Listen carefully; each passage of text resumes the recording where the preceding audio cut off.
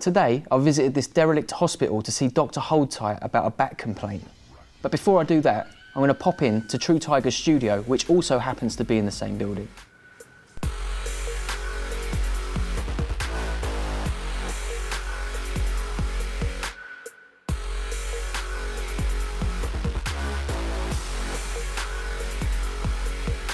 Right, I'm here with True Tiger crew. Thanks for inviting me to this haunted hospital, the set of Silent Hill, the game. Shutter Island as well. Shutter Island and all the other good, scary films based in hospitals or mental asylums. Why, can I ask, are we here? Because we're mental, innit? It's a mental hospital. Is it anything to do with the fact that this actually houses your studio as well? Yep. It might do, yeah. That might have a part. That and our doctors, yeah.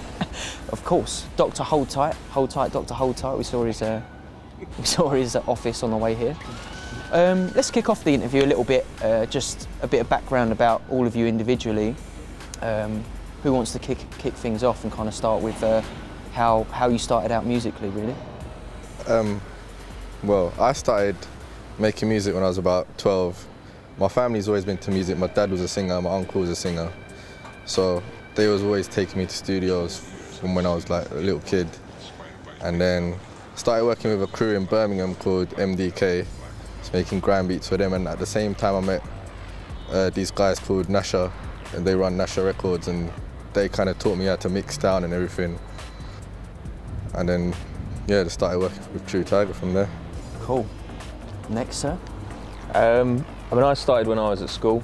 I mean, it was like 96 when I started making beats. Been doing it a rather long time. And I had a mate who used to come in and play me tracks. And I was like, did you make these? So I got him to show me what he was using. I went home and we used to like try and battle each other by bringing in a better tune every week on our mini disc players, if you can remember those. Yeah. Stanza was at the same school with me, so we basically started Scandalous Unlimited. He was the DJ, I was the producer. We sort of did a load of records, had a few sort of major releases, but I wasn't taking it that seriously. Yeah. I went to uni in that sort of time, met these two guys, Blue Bear and Soot. So he sort of Stanza started working with those two guys, sort of bringing them up. At the same time, I was kind of like, I was in Manchester. I was not really in the scene at all. But I moved back about two years ago now, and had just sort of thrown my full weight into it again, and starting sort of writing pop tunes through to dance music. And yeah. It's funny because most of the people we spoke to who came up through like the dubstep, but went in through like when garage kind of splintered off into grime and dubstep. A lot of the people who are involved in dubstep now, or in grime for that matter, kind of went down that grime route.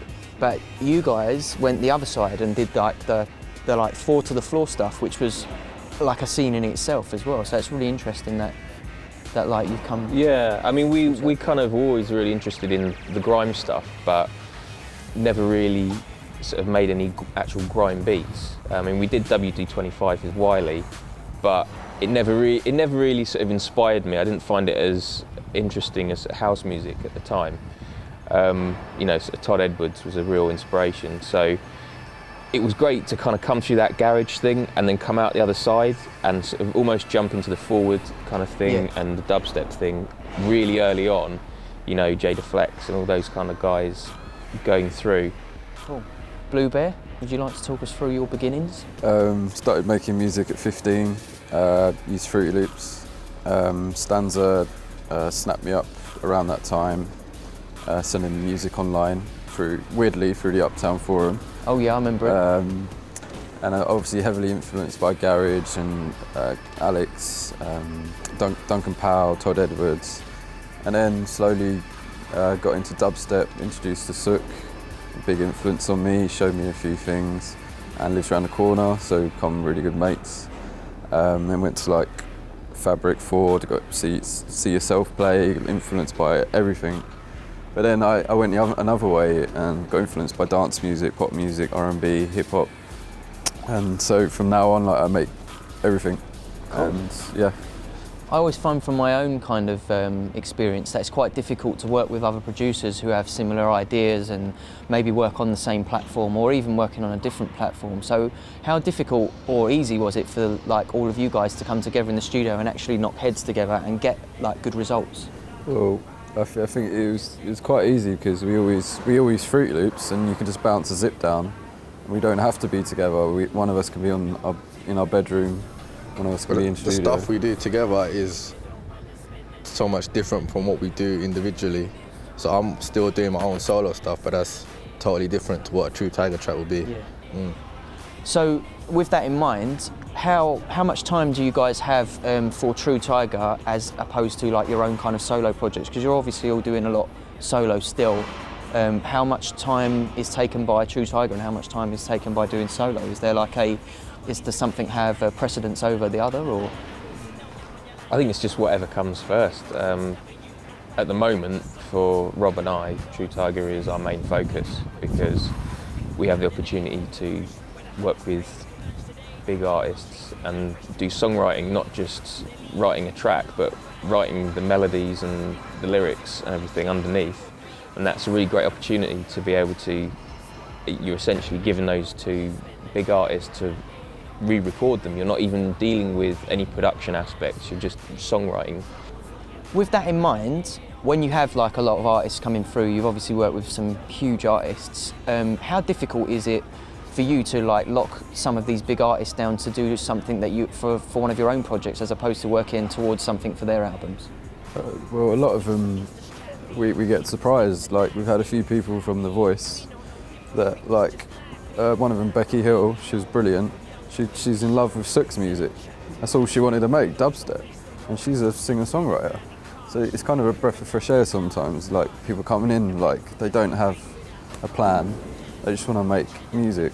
And they don't care what it is. So it's not a struggle really. Like it's quite fun. We have a good buffer system, which is Stanza deals with all the management side of things, and we don't ever get to meet managers. So artists are really malleable and fun to work with. I think all musicians are like that. They're just open to ideas and open to anything that you want to throw at them.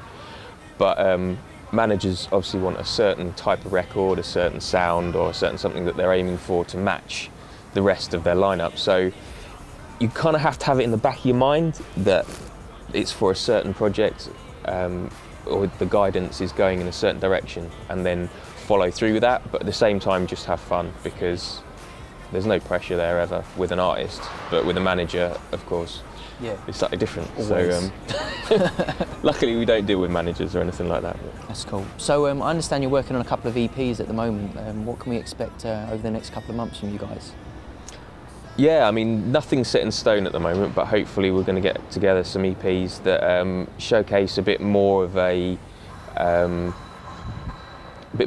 intelligent melodic sound. You know, with dubstep being the way it is, it's not going to survive forever doing the same thing. So we have to look at new genres and different ways to work. So I noticed you obviously playing at quite a lot of festivals, and we spoke off camera a little bit about like live versus DJ. Like, just want to elaborate a little bit about like what people can expect to see from you at festivals this summer. I think this summer it's all going to be DJ sets mostly. We did a live thing last year, which was a new experience for us, but it was quite hard as well. It was quite hard work, but I have more fun DJing, don't it? Yeah, I mean, money-wise, you know, DJing is like one or two guys. That's it. If you're dealing with like live show, you've got a drummer, a bassist, all of us to get there and back, our gear, the MCs, possibly a front man, you know, and then you get paid less probably after everything's been taken off. So DJ sets make sense for festivals. Most punters really want to see you DJ because they don't want to necessarily see you stand there pushing buttons as much. Right, well, thanks very much for inviting me to the Haunted Hospital. I think if you don't mind, it'd be nice if you can give me a little guided tour on my way out, just show me some of the sights and show me the studio. But yeah, big up. I'm going to give you a high five. Zook, Gals, Blue, big up, True Tiger. Good luck for all of your future projects.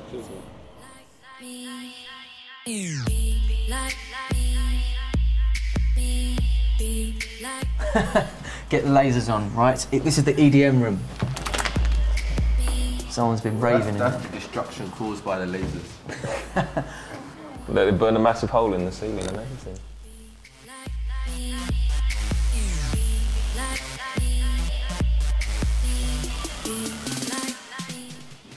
Someone's wardrobe here. That's like a name for a crew. Young delinquent. Like young delinquent man them. Holdtight.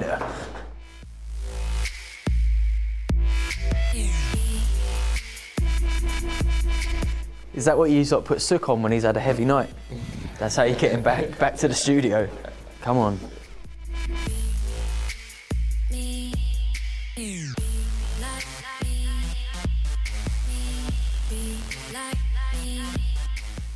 You sort of have a very, very similar setup to me actually. I have the same little mixing desk, obviously Fruity Loops as well. So There's the always mixer a channel channel that's colour coded. What's the benefit of that? Because I've never done that. It's just a visual thing for me. Like, Yeah, so you can see that the oranges are like effects, Yeah. and the blues are drums, and the greens are bass. This is Ableton you're using here. Yeah. Yeah, I've seen so many people using it and I'm like, wow, it looks so easy. I just need to know what I'm doing on it. So I'm, like things like time stretching vocals and like cutting things up and that, it looks like so much easier than trying to do it in Fruity. So you've moved from Fruity to this now completely, yeah? Yeah. Oh, what, have you got a vocoder there, yeah? Oh, you've got the talkbox. I've got one of them, but I'm fucking shit at playing it. Do you know what I used to do is just play a song through it and just move my mouth around.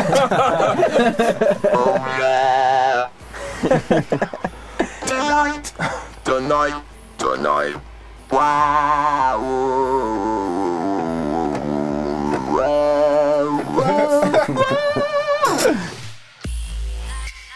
Nice. Cool, well, boys, I think that wraps it up. Thanks very much. Cheers, man. Thanks.